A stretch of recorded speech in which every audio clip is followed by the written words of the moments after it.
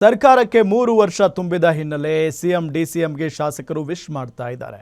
ನಾವು ರಾಜ್ಯದಲ್ಲಿ ನುಡಿದಂತೆ ನಡೆದಿದ್ದೇವೆ. ಗ್ಯಾರಂಟಿ ಯೋಜನೆಗಳು ಜನರಿಗೆ ಸರಿಯಾಗಿ ಮುಟ್ಟಿಸುವ ಕೆಲಸ ಮಾಡಿದ್ದೇವೆ. ಹಾನಗಲ್ ಕ್ಷೇತ್ರಕ್ಕೆ ಸಿಎಂ ಹಾಗೂ ಡಿಸಿಎಂ ಅಭಿವೃದ್ಧಿಗಾಗಿ ಅನುದಾನ ಕೊಟ್ಟಿದ್ದಾರೆ ಅಂತ ಹೇಳಿದರು. ಅಲ್ಲದೆ ಕೆರೆ ತುಂಬಿಸುವ ಯೋಜನೆಗಳು, ರಸ್ತೆ ಅಭಿವೃದ್ಧಿ ಹಾಗೂ ಶೈಕ್ಷಣಿಕ ಅಭಿವೃದ್ಧಿಗೆ ಅನುದಾನ ನೀಡಿದ್ದಾರೆ. ನನ್ನ ಕ್ಷೇತ್ರಕ್ಕೆ ಕನಿಷ್ಠ 7 ರಿಂದ 800 ಕೋಟಿ ಹಣ ಕೊಟ್ಟು ಸಹಕಾರ ಕೊಟ್ಟಿದ್ದಾರೆ. ಆದರೆ ಕೇಂದ್ರದಿಂದ 15ನೇ ಹಣಕಾಸು ಇದುವರೆಗೂ ಬಂದಿಲ್ಲ. ಪ್ರಶ್ನೆ ಮಾಡಿದರೆ ಹಿಂದೂ ವಿರೋಧಿ ಅಂತಾರೆ ಅಂತ ಕಿಡಿಕಾರಿದ್ರು. ಸರ್ಕಾರಕ್ಕೆ 3 ವರ್ಷದ ತುಂಬಿದ ಹಿನ್ನೆಲೆಯಲ್ಲಿ ತುಮಕೂರಿನಲ್ಲಿ ಸಿದ್ದರಾಮಯ್ಯ ಸಾಧನಾ ಸಮಾವೇಶನ ಈಗಾಗಲೇ ಸರ್ಕಾರ ಮಾಡ್ತಾ ಇದೆ. ಸೊ ಇದಕ್ಕೆ ಸಂಬಂಧಪಟ್ಟಂತೆ ಏನು ಅಂತಂದ್ರೆ ಜಿಲ್ಲೆಯಲ್ಲಿ ಪ್ರಭಾವಿ ಕಾಂಗ್ರೆಸ್ನ ನಾಯಕರು ಜೊತೆಗೆ ಹಾನಗಲ್ ತಾಲೂಕಿನ ಶಾಸಕರಾಗಿರ್ತಕ್ಕಂಥ ಶ್ರೀನಿವಾಸ್ ಮಾನೆಯವರು ನಮ್ಮ ಜೊತೆಗಿದ್ದಾರೆ. ಅವ್ರನ್ನ ಈ ಒಂದು ಕಾರ್ಯಕ್ರಮದ ಬಗ್ಗೆ ಜೊತೆಗೆ ಸರ್ಕಾರ 3 ವರ್ಷದಲ್ಲಿ ಏನು ಸಾಧನೆ ಮಾಡಿದೆ ಅನ್ನೋದ್ರ ಬಗ್ಗೆ ನಾನು ಮಾತನಾಡಿಸುವಂತ ಪ್ರಯತ್ನ ಮಾಡ್ತೀನಿ. ಸರ್, ಇವಾಗ ಸರ್ಕಾರ 3 ವರ್ಷದ ತುಂಬಿದ ಹಿನ್ನೆಲೆಯಲ್ಲಿ ಸಿದ್ದರಾಮಯ್ಯ ಸಾಧನಾ ಸಮಾವೇಶನ ಮಾಡ್ತಾ ಇದ್ರಿ ಸರ್. ಗ್ಯಾರಂಟಿಗಳು ನಿಜಕ್ಕೂ ಕೂಡ ಜನರಿಗೆ ತಟ್ಟಿದಾವ? ಆ ಉದ್ದೇಶಕ್ಕೆ ಏನ್ ಮಾಡ್ತಾ ಇದ್ದೀರಾ ಸರ್? ಜನ ವಿಶ್ವಾಸವಿಟ್ಟು ಕಾಂಗ್ರೆಸ್ ಪಕ್ಷವನ್ನು ಆಯ್ಕೆ ಮಾಡಿ 3 ವರ್ಷ ತುಂಬ್ತಾ ಇದೆ. ಮಾನ್ಯ ಸಿದ್ದರಾಮಯ್ಯನವರು ಮುಖ್ಯಮಂತ್ರಿಯಾಗಿ ಮತ್ತು ಡಿ ಕೆ ಶಿವಕುಮಾರ್ ಅವರು ಉಪಮುಖ್ಯಮಂತ್ರಿಯಾಗಿ 3 ವರ್ಷಗಳ ಕಾಲ ನಾವೇನು ನುಡಿದಿದ್ವು, ಏನು ಭರವಸೆ ಕೊಟ್ಟಿದ್ವಿ, ಅವನ್ನೆಲ್ಲವೂ ಕೂಡ ಜನರಿಗೆ ಸಮರ್ಪಣೆಯನ್ನು ನಾವು ಮಾಡಿದ್ದೇವೆ. ಗೃಹಲಕ್ಷ್ಮಿ ಸುಮಾರು 27 ಕಂತುಗಳನ್ನು ಅವ್ರ ಖಾತೆಗೆ ಹಾಕುವ ಮೂಲಕ, ಜೊತೆಗೆ ಗೃಹ ಜ್ಯೋತಿ ಇವತ್ತು ಉಚಿತವಾಗಿ ಕೊಡ್ತಕ್ಕಂಥದ್ದು, ಹೆಚ್ಚುವರಿ ಅಕ್ಕಿ 5 kg ಅನ್ನಭಾಗ್ಯ ಕೊಡ್ತಕ್ಕಂಥದ್ದು, ವಿಶೇಷವಾಗಿ ತಾಯಂದಿರಿಗೆ ಉಚಿತವಾಗಿ ಪ್ರಯಾಣ ಮಾಡಿಕೊಡ್ತಕ್ಕಂಥದ್ದು, ಇವೆಲ್ಲವೂ ಕೂಡ ಪ್ರತಿಯೊಬ್ಬರಿಗೆ, ಪ್ರತಿ ಒಂದು ಕುಟುಂಬಕ್ಕೆ ಈ 3 ವರ್ಷದಲ್ಲಿ ಕನಿಷ್ಠ ಪಕ್ಷ 1 ಲಕ್ಷ ರೂಪಾಯಿಗಳ ಉಳಿತಾಯ ಆರ್ಥಿಕ ಶಕ್ತಿ ಇವತ್ತು ನಮ್ಮ ಸರ್ಕಾರ ಕೊಟ್ಟಿದೆ. ಅನೇಕ ಆಸ್ತಿಗಳು ಪೌತಿ ಆದರೂ ಕೂಡ ಅವು ಖಾತೆ ಆಗಿದ್ದಿಲ್ಲ.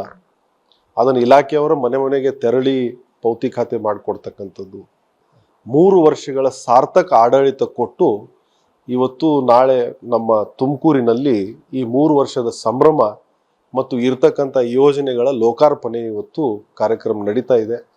ನಾನು ಮಾನ್ಯ ಮುಖ್ಯಮಂತ್ರಿಗಳಿಗೆ, ಮಾನ್ಯ ಉಪಮುಖ್ಯಮಂತ್ರಿಗಳಿಗೆ ಅಭಿನಂದಿಸ್ತೇನೆ. ಅವರಿಬ್ಬರು ನೇತೃತ್ವದಲ್ಲಿ ಬಹಳಷ್ಟು ಜನಪರ ಕಲ್ಯಾಣ ಯೋಜನೆಗಳು ಜಾರಿಗೆ ತರ್ತಕ್ಕಂಥದ್ದು, ಜನರಿಗೆ ಕೊಟ್ಟಂಥ ಭರವಸೆಗಳನ್ನು ಈಡೇರಿಸ್ತಕ್ಕಂಥದ್ದು ಮತ್ತು ಜನರು ಕೂಡ ಇವತ್ತು ನೆಮ್ಮದಿಯಿಂದ ನಮ್ಮ ಆಡಳಿತದ ಬಗ್ಗೆ ಸಂತೋಷವನ್ನು ವ್ಯಕ್ತಪಡಿಸ್ತಕ್ಕಂಥ ಒಂದು ಸಂದರ್ಭ ಇದು. ಸರ್, ಇವಾಗ ಈ ಒಂದು ಸಂದರ್ಭದಲ್ಲಿ ಹಾನಗಲ್ ತಾಲೂಕಿಗೆ ಈಗ ಜೋಡೆತ್ತುಗಳು ಅನ್ನುವಂಥದ್ದು ಬಹಳ ಈಗ ಸಕ್ಸಸ್ ಆಗಿರುವಂಥದ್ದು. ಈ ಒಂದು ಸರ್ಕಾರ ನಿಮ್ಮ ಒಂದು ಕ್ಷೇತ್ರಕ್ಕೆ ಏನು ಸರ್ ಅಂಥದ್ದು ಏನು ಕೊಟ್ಟಿದೆ, ಜೊತೆಗೆ ಎಷ್ಟು ಅನುದಾನ ಬಂದಿದೆ, ಏನೆಲ್ಲ ಡೆವಲಪ್ಮೆಂಟ್ಸ್ ಆಗಿದ್ದಾವೆ, ನಿಮಗೆ ನೆನಪಿಟ್ಕೊಳ್ಳುವಂತಹ ಕ್ಷೇತ್ರ ಜನರು ನೆನಪಿಟ್ಕೊಳ್ಳುವಂಥದ್ದು ಏನು ಕೊಟ್ಟಿದ್ದಾರೆ ಸರ್? ನೋಡಿ, ನಮ್ಮಲ್ಲಿ ಇವತ್ತು ಗುಡ್ಗಾಡ ಭಾಗ ಅಂತ ನಾವು ಹೇಳ್ತೀವಿ.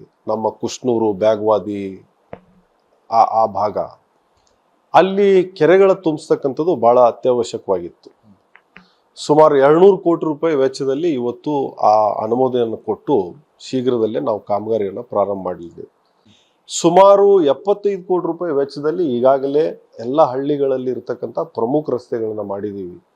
ಸೊ ಈ ರೀತಿ ಅನೇಕ, ಇಲ್ಲಿವರೆಗೆ ನನಗನ್ಸು ಮಟ್ಟಿಗೆ ಒಂದು 3 ವರ್ಷದಲ್ಲಿ ಕನಿಷ್ಠ ಪಕ್ಷ ಒಂದು 700-800 ಕೋಟಿ ರೂಪಾಯಿಯ ಅನುದಾನ ಇವತ್ತು ನಡೀತಾ ಇದೆ. ಆದರೆ ಏನಾಗ್ತದೆ, ಒಂದು ಕೆಲಸ ಮಾಡಿದಾಗ ಇನ್ನೊಂದು ಕೆಲಸ ಬೇಡಿಕೆ.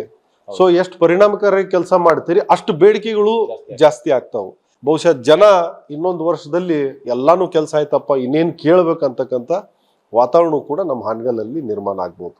ಶಾಸಕ ಶ್ರೀನಿವಾಸ್ ಮಾನೆಯವರು ಗ್ಯಾರಂಟಿ ನ್ಯೂಸ್ಗೆ ಹೇಳಿಕೆ ಕೊಟ್ಟಿರುವಂಥದ್ದು 3 ವರ್ಷದ ಸಂಭ್ರಮಾಚರಣೆಯಲ್ಲಿ ವಿರೋಧ ಪಕ್ಷಗಳಿಗೂ ಕೂಡ ಏನಂತಂದ್ರೆ ಟಿವಿಯ ಮೂಲಕ ಒಂದು ಅವರಿಗೆ ಮಾರ್ಮಿಕವಾಗಿ ಉತ್ತರವನ್ನು ಕೊಟ್ಟಿದ್ದಾರೆ. ಜೊತೆಗೆ ನಮ್ಮ ಒಂದು ಆಸೆ ಏನಿದೆ, ಜಿಲ್ಲೆಯ ಏನು ಆಸೆ ಇದೆ, ಸದ್ಯದಲ್ಲಿ ಈಡೇರುತ್ತೆ ಅನ್ನೋ ಒಂದು ಭರವಸೆಯನ್ನ ಕ್ಷೇತ್ರದ ಜನರಿಗೂ ಮತ್ತು ಜಿಲ್ಲೆಯ ಜನರಿಗೂ ಕೂಡ ಈಗಾಗಲೇ ಗ್ಯಾರಂಟಿ ನ್ಯೂಸ್ ಮೂಲಕ ಶ್ರೀನಿವಾಸ್ ಮಾನೆಯವರು ತಿಳಿಸಿರುವಂಥದ್ದು. ಹಾವೇರಿಯಿಂದ ರಮೇಶ್ ಬಸಪ್ಪ ಹುಣಸಿಮರದ ಗ್ಯಾರಂಟಿ ನ್ಯೂಸ್.